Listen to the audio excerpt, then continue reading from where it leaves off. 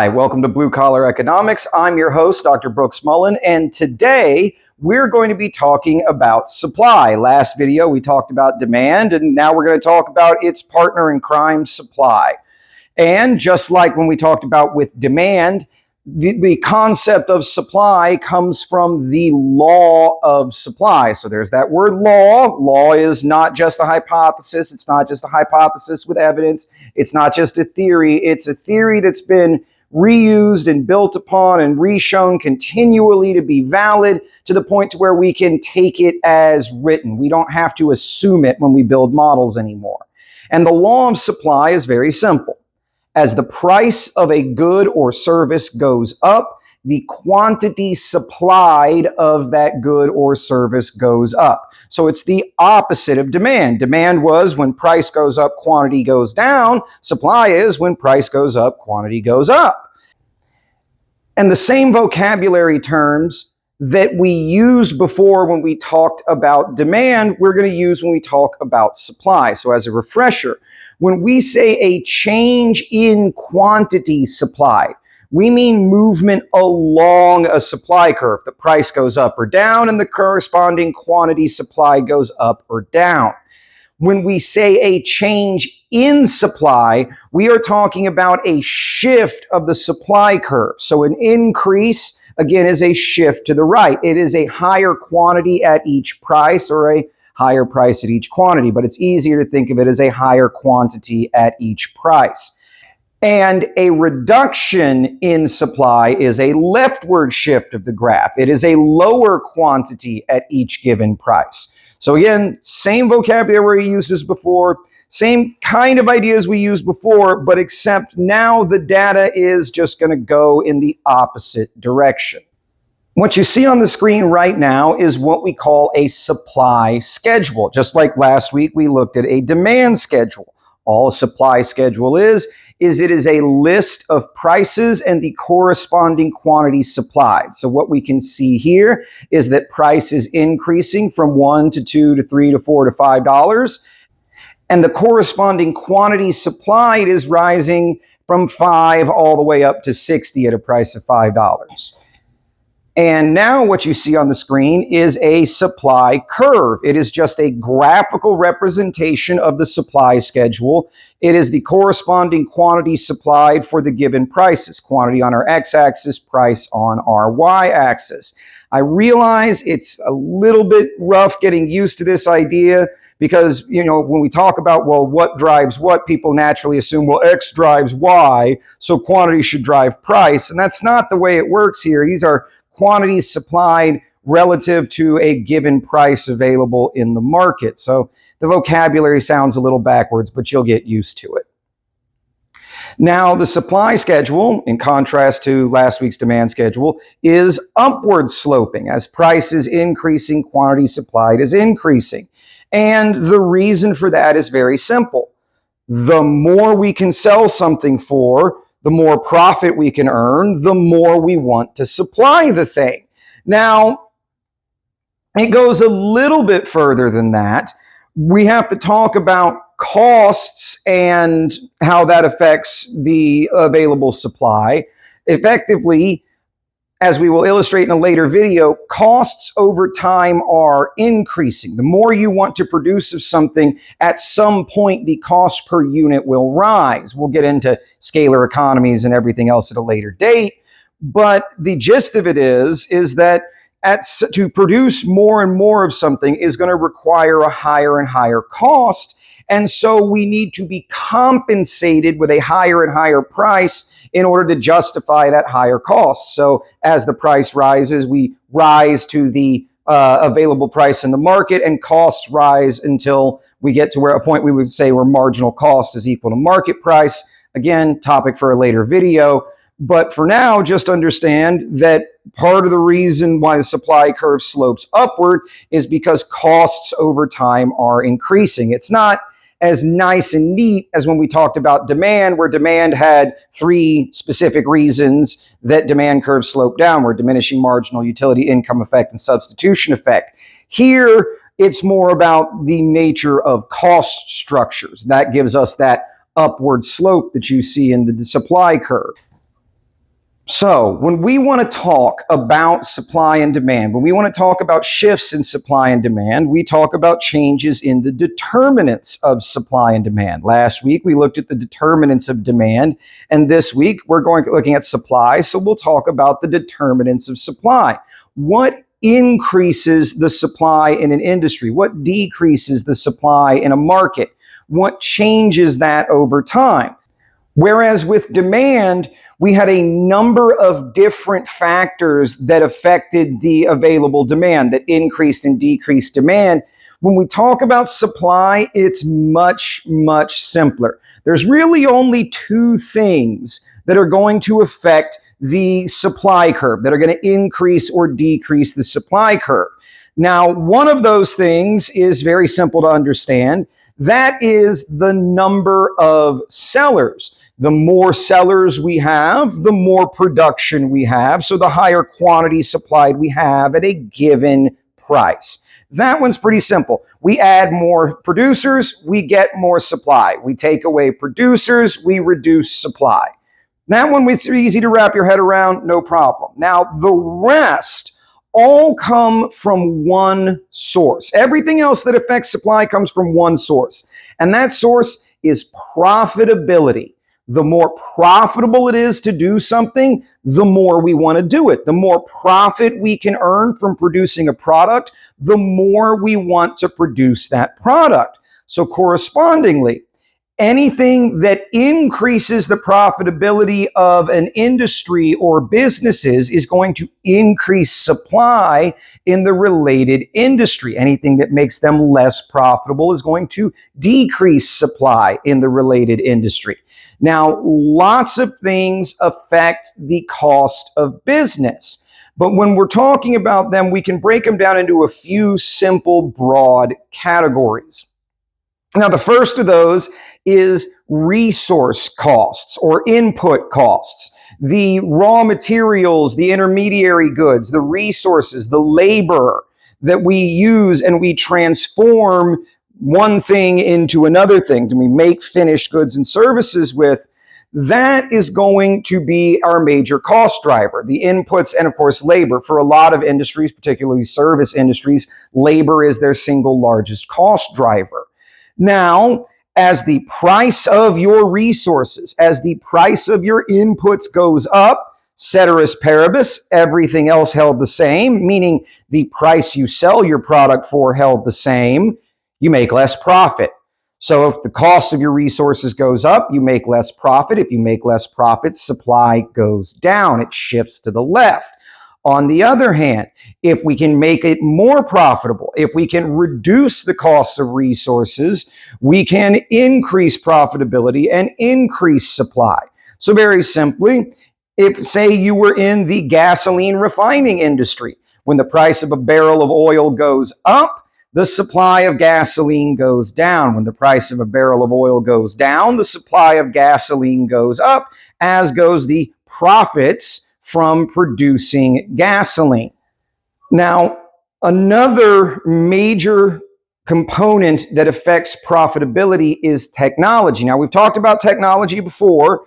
Technology, again, is the single most important factor for long-run economic growth. Technology, specifically what we talked about as investment-specific technology, increases the productivity of all the other inputs into production. So by adding technology, labor gets more productive. By adding technology, capital gets more productive. By adding technology, we produce more with our raw materials. So as we add and improve technology, we improve productivity. And as we improve productivity, we improve profitability. And if we increase profitability, we are going to increase supply. So if new technology comes along that makes an industry more productive, we see supply in that industry rise. So for example, let's say you came along and discovered a much more efficient way to deal with spent nuclear fuel, that if you could take the, at this point, waste product from a large nuclear reactor and convert that into electrical energy, it would make nuclear energy much more productive. And then we would see an increase in the profitability of nuclear energy, and then we would see an increase in the supply of nuclear energy. On the other hand, if something comes along that makes technology no longer available to you, it makes your industry less productive, less profitable, and reduces supply.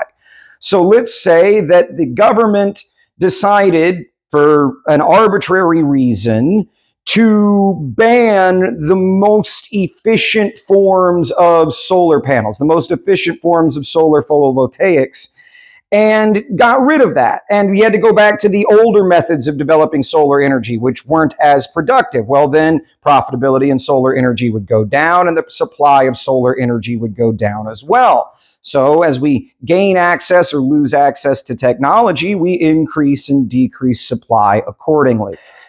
Now, the next set of factors that affect profitability are two sides of the same coin, and that's taxes and subsidies. We'll start with taxes because everybody knows what taxes are.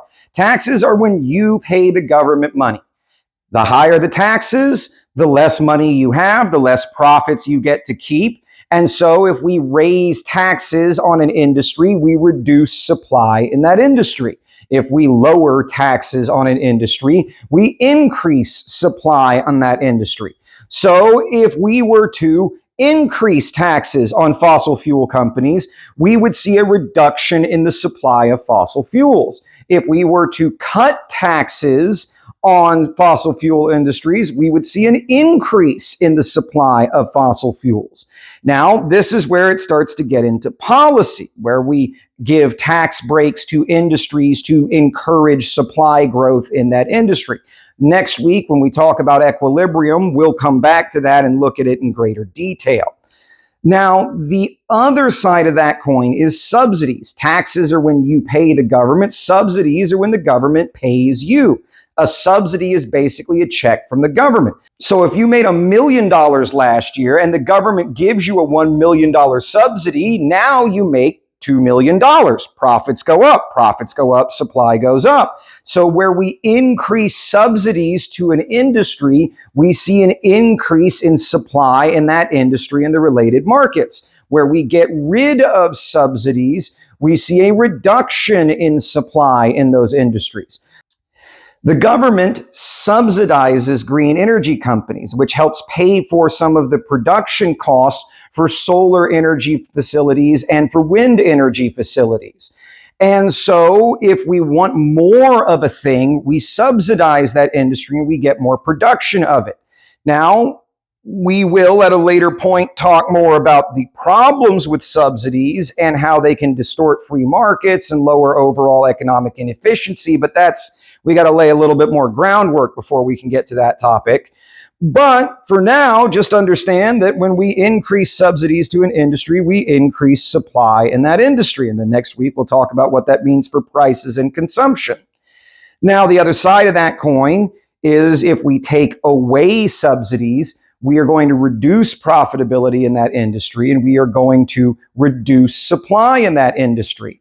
So the single largest type of energy that we subsidize in the United States is fossil fuel energy. There are tens and tens and tens of billions of dollars to various forms of petroleum in subsidies every year. There are billions and billions and billions in subsidies given out to fossil fuel companies. Now, what does that do? That is done ostensibly to increase the profitability of fossil fuel companies and therefore increase the supply of fossil fuels. If we were to, as some suggest, remove these subsidies, we will get a reduction in the supply of fossil fuels. Now, another thing we talked about when we talked about where economists agree and disagree, one of the things that the majority of economists in the United States agree on is that we should end agricultural subsidies, that we should stop subsidizing the production of agricultural products, particularly corn. Well, what would happen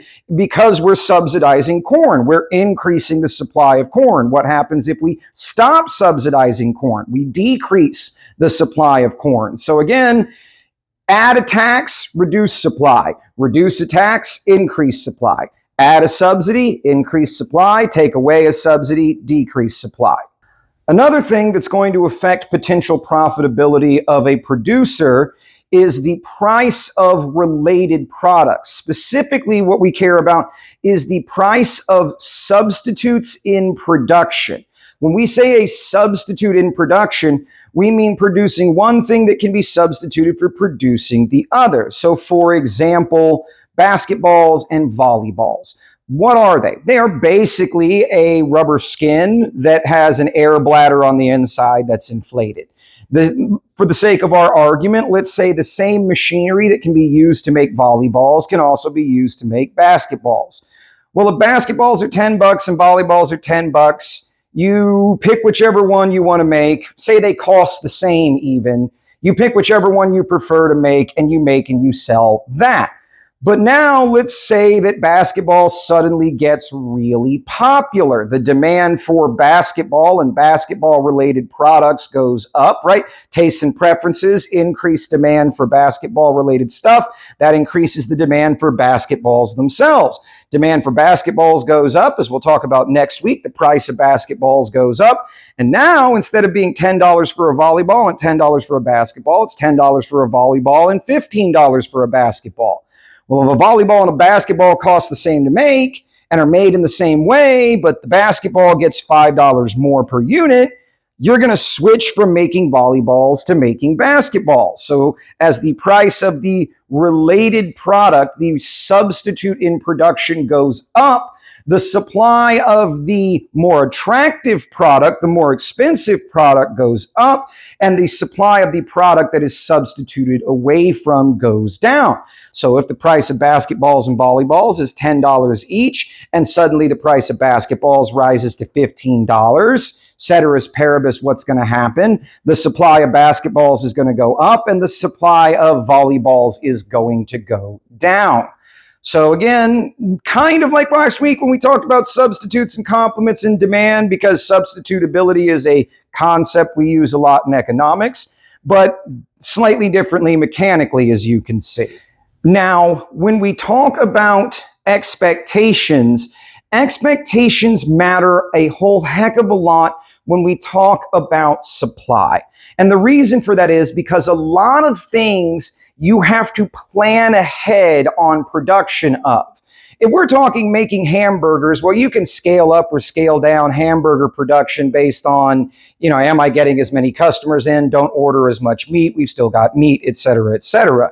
But what if we're talking things that take weeks or months or years to complete? Well, then our expectations matter a whole lot more as to how much we are going to produce. So expectations, producer expectations, have an even larger effect on things that are slow to be built. So the classic example, and one that next week when we talk about equilibrium we'll come back to, is housing. Now, what we're going to talk about right now helped contribute to the housing boom and bust of the 2000s, and that is expectations of future home prices. See, in the simple terms, when producers expect a lower price in the future, they try to flood the market with as much inventory as they can today while the price is high. So if producers expect lower prices in the future, supply today goes up and supply in the future goes down. Meanwhile, if producers expect higher prices in the future, they don't want to sell the product today while it's cheap. They want to sell it in the future when they can sell it for more money. And so when they expect higher prices in the future, the supply declines today and the supply rises in the future. So bring that back to the real estate boom and bust of the 2000s.